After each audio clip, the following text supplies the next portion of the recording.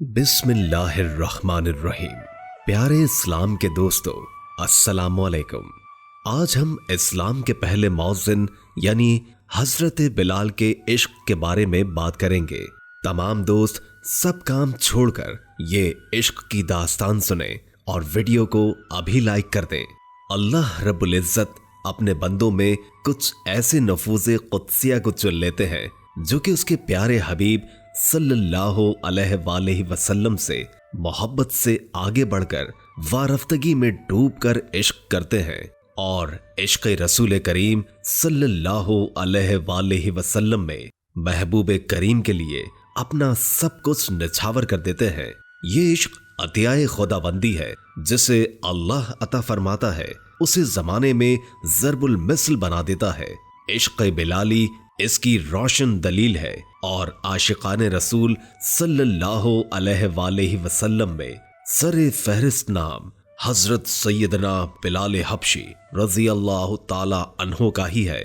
عاشق زلف رسول صلی اللہ علیہ وآلہ وسلم سیدنا حضرت بلال حبشی کائنات کی وہ پہلی عظیم و مقدس ہستی ہیں جن کو دنیا کے پہلے مؤذن ہونے کا اعلیٰ شرف حاصل ہوا۔ اللہ کے رسول کریم صلی اللہ علیہ وآلہ وسلم نے خود ارشاد فرمایا کہ بلال کس قدر اچھا آدمی ہے، وہ تمام مؤذنوں کا سردار ہے۔ آپ کے والد ریاح اور والدہ حمامہ عرب کے ایک قبیلے کے غلام تھے۔ سیدنا حضرت بلال امیہ بن خلف کے غلام تھے۔ وہ اپنے آقا کی بکریاں چرانے پہاڑوں پر جایا کرتے تھے، اور ایک دن آپ کا گزر غار حرا کی طرف سے ہوا، جہاں رسول کریم صلی اللہ علیہ وآلہ وسلم اپنے یار غار سیدنا حضرت ابو بکر صدیق رضی اللہ تعالی عنہ کے ساتھ تشریف فرما تھے۔ اللہ کے رسول غیب دان نے اس حبشی جوان کو دیکھا تو اپنے پاس بلا کر فرمایا، میں اللہ کا رسول ہوں، اور تمہاری اسلام کے متعلق کیا رائے ہے؟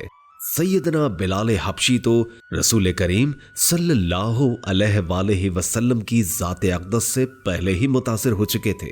پھر آقا کونین کا دلکش انداز گفتگو تو حضرت بلال کے منہ سے نکلا کہ میں آپ کے دین کو اچھا پاتا ہوں۔ یہ کہہ کر حضرت بلال تو واپس لوٹ گئے، مگر ان کا دل وہیں حضور کریم صلی اللہ علیہ وآلہ وسلم کی طرف رہ گیا، اور آپ نے اسلام کی پکار پر لبیک کہتے ہوئے کلمہ شہادت پڑھا، حضور کی غلامی کی سند حاصل فرمائی، آپ کے مرید ہو کر اسلام کی دولت سے مالا مال ہو گئے۔ اس وقت سیدنا حضرت بلال حبشی کی عمر مبارک 28 برس تھی۔ آپ ان پہلے 7 خوش نصیبوں میں تھے جن کے لیے اسلام نے اپنے دروازے کھول دیے۔ یہ اسلام کا اولین دور تھا۔ امیہ بن خلف کو جب یہ خبر مل گئی کہ اس کا غلام بلال نبی کریم صلی اللہ علیہ وآلہ وسلم کا غلام بن گیا ہے اور اس کا شمار آپ کے ساتھیوں میں ہوتا ہے، اس جرم کی پاداش میں امیہ نے سیدنا حضرت بلال حبشی رضی اللہ تعالی عنہ پر ظلم و ستم کے پہاڑ گرانے شروع کر دیے۔ حرا کی یہ زمین اپنی گرمی کی وجہ سے مشہور تھی، جو دھوپ میں تانبے کی طرح گرم ہو جاتی تھی۔ امیہ حضرت بلال کو تانبے کی زمین پر لٹاتا اور آپ کے سینے پر بھاری پتھر رکھتا، آپ کو دہکتے ہوئے انگاروں پر لٹا دیتا۔ آپ کے بدن کی چربی پگھل پگھل کر انگارے بجھا دیا کرتی تھی، مگر آپ کی زبان سے آہت آہت کے سوا کچھ نہیں نکلتا تھا۔ امیہ آپ کو کہتا، اب بھی تو محمد کے خدا سے باز آ جا، لیکن اسلام اور سرکار صلی اللہ علیہ وآلہ وسلم کی محبت ان کے سینے سے دنیا کی کوئی بھی سخت سے سخت سزا ختم نہیں کر سکتی تھی۔ آپ کے سینے میں عشق رسول صلی اللہ علیہ وآلہ وسلم کی حقیقی شمع روشن تھی۔ آپ عاشق حبیب خدا تھے، دنیا کی ان ماروں سے کہاں گھبراتے۔ یار غار رسول سیدنا حضرت صدیق اکبر رضی اللہ تعالی عنہ اس عاشق صادق پر اتنا ظلم ہوتے ہوئے دیکھ رہے تھے۔ ایک دن ان سے رہا نہ گیا تو وہ امیہ کے پاس گئے اور اس سے کہا کہ اس بے گناہ اور بےکس غلام پر اتنا ظلم و ستم مت کرو۔ اگر وہ ایک خدا کی عبادت کرتا ہے تو اس میں تمہارا کیا نقصان ہے؟ اگر تم اس کے ساتھ احسان کرو تو وہ احسان آخرت میں تمہارے کام آئے گا۔ امیہ نے حقارت میں کہا کہ میں تمہارے خیالی یوم آخرت کا قائل ہی نہیں، جو میرے جی میں آئے گا میں وہی کروں گا۔ سیدنا صدیق اکبر رضی اللہ تعالی عنہ نے اس کو پھر تحمل سے سمجھایا کہ تم طاقتور ہو، اس مجبور غلام پر ظلم کرنا تمہارے شایان شان نہیں ہے، تم عربوں کی قومی روایات کو دھبا مت لگاؤ۔ تو امیہ نے کہا تم اس کالے غلام کے اگر اتنے ہی ہمدرد ہو تو اس کو خرید کیوں نہیں لیتے؟ سیدنا صدیق اکبر رضی اللہ تعالی عنہ راضی ہو گئے اور آپ کو آزاد کرا دیا۔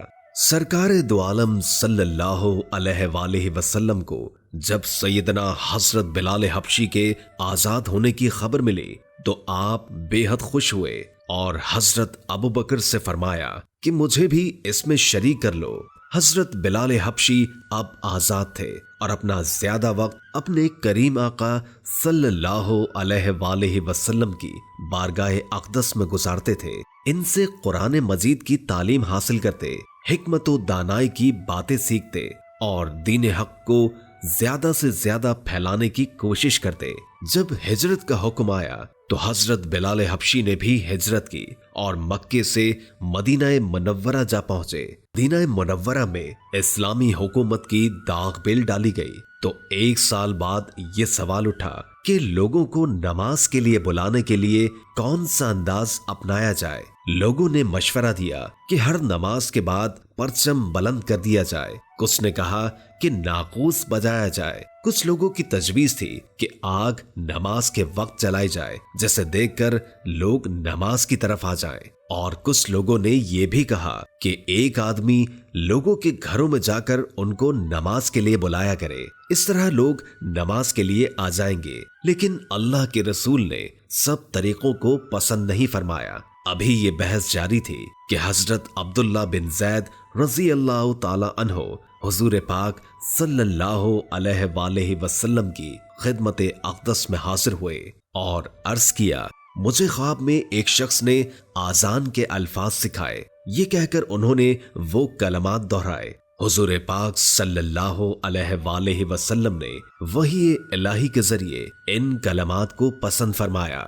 سیدنا حضرت عمر فاروق اعظم نے بھی اسی قسم کا خواب دیکھا تھا، انہوں نے بھی اپنا خواب بیان کر دیا۔ سرکار کونین صلی اللہ علیہ وآلہ وسلم نے حضرت بلال کو حکم فرمایا کہ آذان دو، پھر آپ نے ان کو آذان کے کلمات سکھائے اور ان کو ہدایت فرمائی کہ دونوں کانوں میں انگلیاں ڈال کر آذان دو تاکہ تمہاری آواز بلند ہو اور دور دور تک پہنچے۔ چنانچہ مدینے کی فضاؤں میں نغمہ توحید بلند ہوا اور سیدنا حضرت بلال حبشی کو دنیا اسلام کے پہلے مؤذن رسول ہونے کا عظیم اعزاز ملا۔ اور جب مسجد نبوی صلی اللہ علیہ وآلہ وسلم کی تعمیر ہوئی تو اس کے ایک سرے پر ایک چبوترا بنا کر اس پر چھت ڈال دی گئی۔ اس جگہ رسول پرنور صلی اللہ علیہ وآلہ وسلم کے وہ صحابہ کرام رہنے لگے جو ہم وقت رسول پاک کی خدمت اقدس میں رہتے تھے اور علم حاصل کرتے۔ ان مقدس اصحاب کو اصحاب صفا کہا جاتا ہے۔ سرکار دو عالم کے وصال کے بعد آپ شام کی جنگوں میں شرکت کے لیے چلے گئے، بیت المقدس کی فتح میں بھی آپ شریک تھے۔ 16 ہجری میں جب حضرت عمر فاروق رضی اللہ تعالی عنہ شام گئے تو حضرت بلال نے جابیہ میں ان کا استقبال کیا۔ قبلہ اول پر توحید کا پرچم لہرانے کی خوشی میں آپ نے وہاں اذان دی۔ بعد میں آپ مدینہ منورہ روانہ ہو گئے اور لوگوں کے اصرار پر شہزاد گان رسول صلی اللہ علیہ وآلہ وسلم کے حکم پر جب آپ نے مدینہ منورہ میں اذان دی تو عورتیں گھروں سے باہر نکل آئیں اور ہر طرف کوہرام مچ گیا۔ آپ محبت رسول میں بے ہوش ہو کر گر گئے اور بعد میں مدینہ منورہ چھوڑ گئے اور پھر شام چلے گئے۔ 20 ہجری میں آپ کا وصال ہوا اور آپ کو دمشق میں باب الصغیر کے قریب دفن کیا گیا۔ جب آپ کے وصال کی خبر سیدنا عمر فاروق اعظم کو ملی تو آپ روتے روتے نڈھال ہو گئے۔ آپ روتے جاتے تھے اور کہتے جاتے تھے کہ ہمارا سردار بلال بھی ہمیں جدائی کا داغ دے گیا۔ آپ وہ عاشق رسول تھے، جب یار کو دیکھا تو سب برداشت کر لیا، مگر دامن مصطفیٰ کو نہیں چھوڑا۔ اللہ کریم آپ کے عشق کا ایک ذرہ ہم سب کو بھی عطا فرمائے، اور سیدنا حضرت بلال حبشی جیسے عظیم صحابی رسول کے صدقے امت مسلمہ کی بخشش فرمائے۔ آمین ثم آمین۔ ویڈیو کے بارے میں اپنی رائے ضرور دیں۔ جزاک اللہ۔